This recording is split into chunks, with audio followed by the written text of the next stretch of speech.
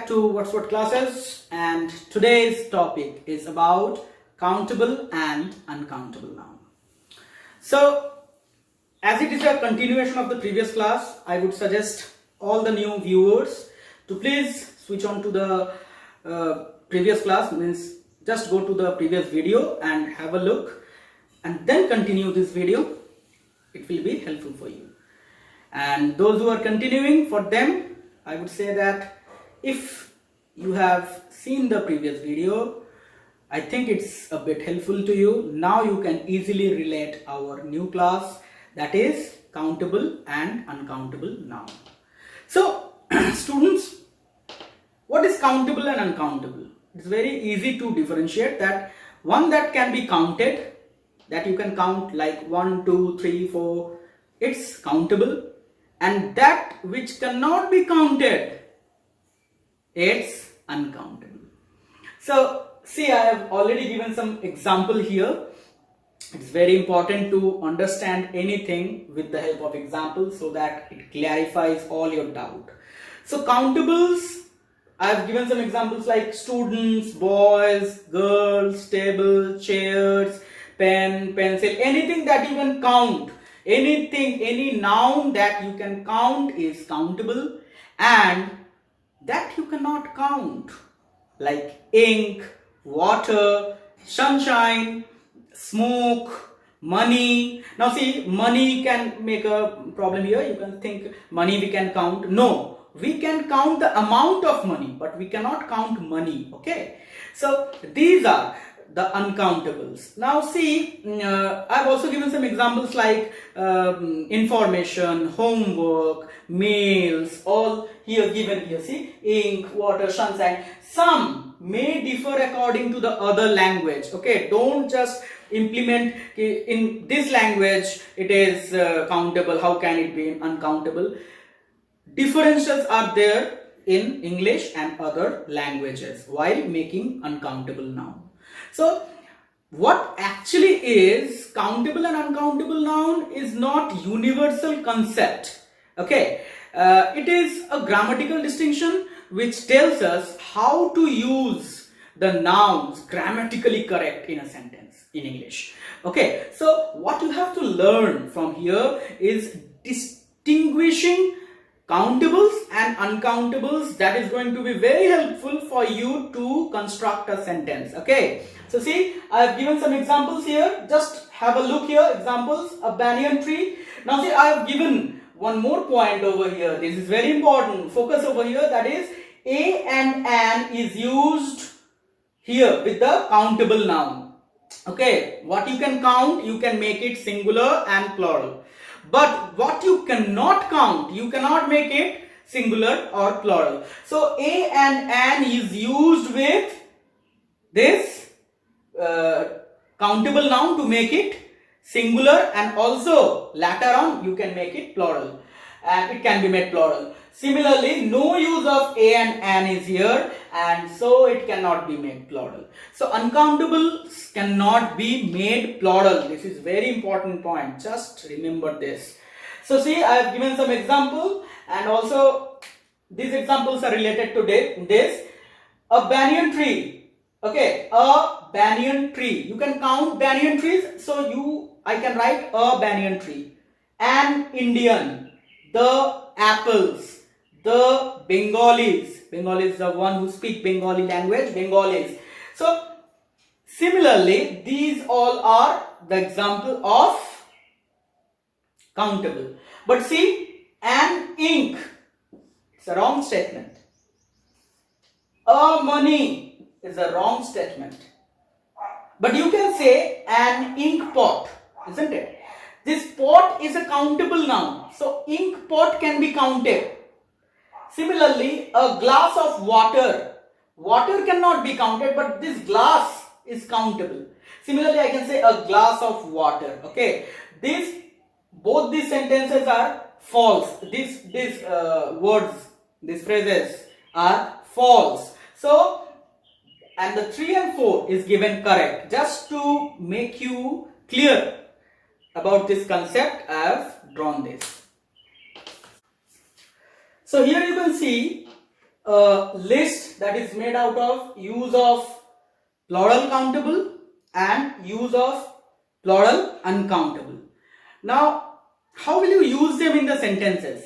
To make it clarify, I have given three categories. See, affirmative, interrogative and negative, isn't it? So just to implement the usage of countable and uncountable noun in the sentences properly, I have given some example and also some new words. I suggest all of you, means those who are learning this, just jot down the important words that you are getting and their usage. I have given few examples just for you to make it simple. Now, as you can see, in the first category, I have given plural countable noun, and the sentences that we are going to differentiate them are affirmative sentence, interrogative sentence and negative sentence. Now, those who don't know about the parts of sentences and kinds of sentences, please go to my previous video, go through the link given below and you will get the details of sentences. Now here, what I have given is some words. Like, see, the first word is a lot of. A lot of. What does this a lot of means? A lot of means a large number. Okay. With the word a lot of, we mean a large number. So in affirmative, we can use this term a lot of with any countable plural. Okay. With any plural countable noun. So the example given here is there are a lot of people in the market.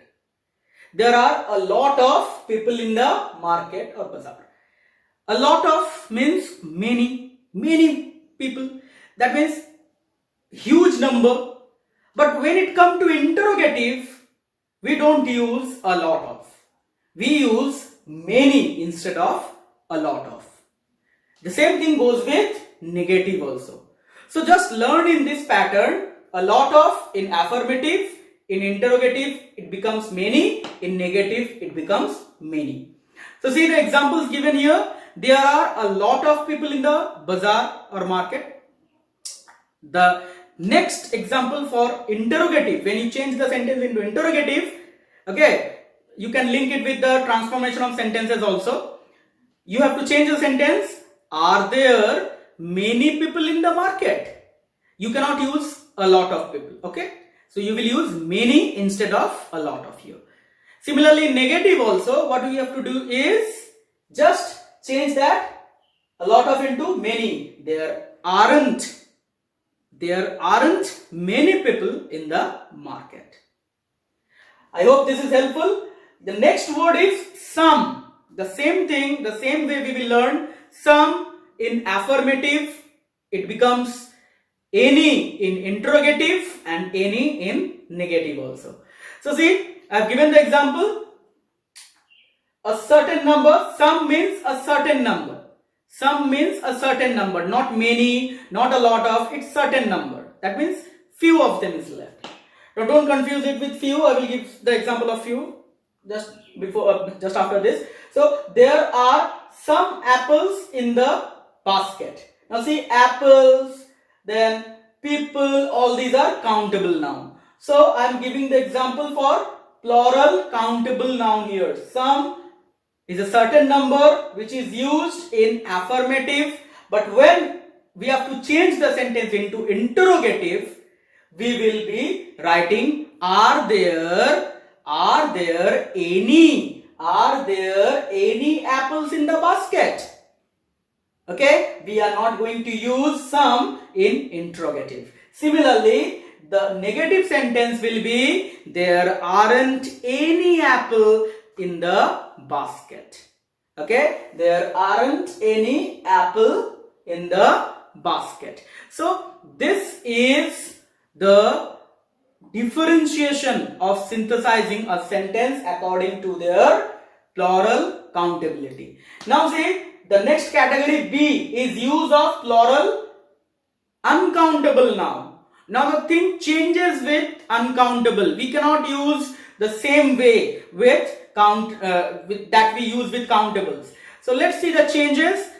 A lot of, here also I have given a lot of, which means a large quantity. So and it will be changed into much.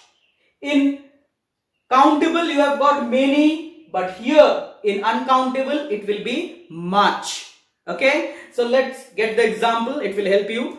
There is a lot of sugar in the bowl. There is a lot of sugar in the bowl. That means a lot of sugar is there present in the bowl. But when it comes to the point of interrogation, the sentence will be, is there much sugar in the bowl?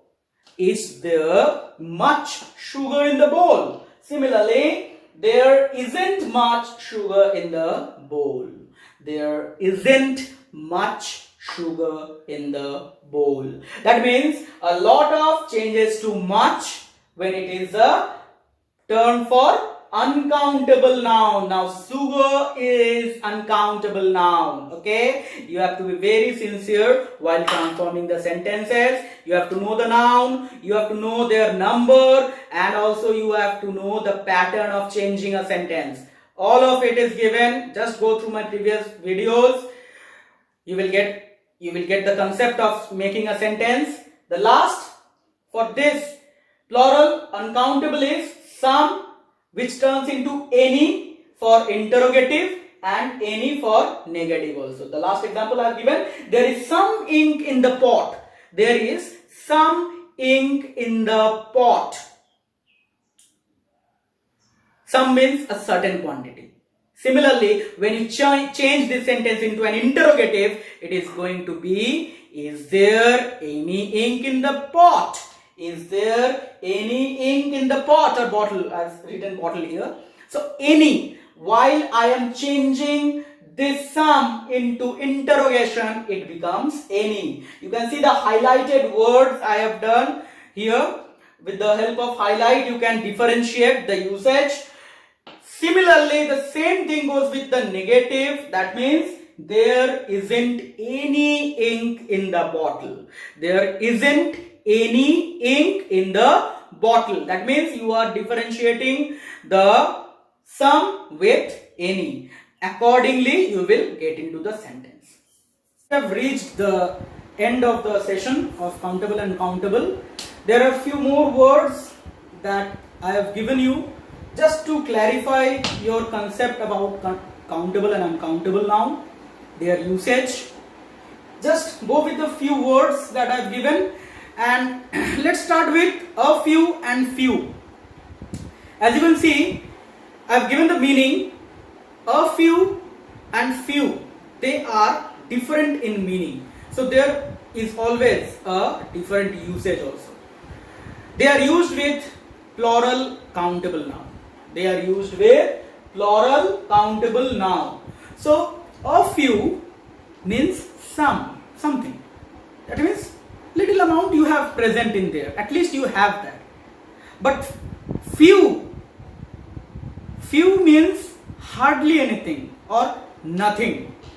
Few means hardly anything or nothing. So some and hardly anything or nothing, I have given here the meaning. See, a few and few. Let's go through the example. As I have said, example are the best thing for grammar. So I have a few friends. I have a few friends, so I don't feel lonely. Okay, that means I have some friends. For them I don't feel lonely. But if I say I have few friends, so I feel lonely. That means I have nearly no friends. That's why I am feeling lonely. So this is the difference. Okay, a few and few. A few means some and few means hardly anything or nothing. Similarly, a little and little. A little means small amount and little means hardly anything or nothing. Just the example, but it is used with uncountable noun. Few and a few is used with plural countable, but little and a little is used with uncountable noun. See, uncountable noun. See, uncountable noun. So I have a little money. I have a little money, so we can go to the cinema. That means I have some money, we can go to the cinema. I can afford going to the cinema. But if I say I have a very little money, I cannot afford to go to the cinema. That means I have nearly no money left with me, so I cannot go to the cinema. Just remember that it is representing, the entire sentence is made for money which is uncountable noun. Okay. And next, and one of the most important and very confusing, that is enough. I have jotted it here, some rules for using enough. Enough is used with noun or somebody or something. Is used before a plural and uncountable noun. This is very important. It is plural, it is used before a plural and uncountable noun. So let's go to the example. As I said, examples are the most important part of learning and understanding grammar. So for enough, we can say, are there enough chairs for the guest? Are there enough chair for the guest? Okay, I can say that. But see, I have given some example here. This is not enough for me. It is right. But you cannot say there is not much enough for me. That means you cannot use much with enough. Don't get confused. You cannot use much with enough. This you have to learn. Jot this, write it down in your copies or anything and revise. Very soon I will be giving you some exercises regarding all my grammar chapters. And I wish all the viewers, my students especially, they are going to give me a positive remark out of it. So be prepared, prepare yourself during this time, and also boost your English with proper grammar knowledge. Thank you class. Thank you very much. Hey guys, hope you are liking my video. For more content like this, please like, share and subscribe to my channel.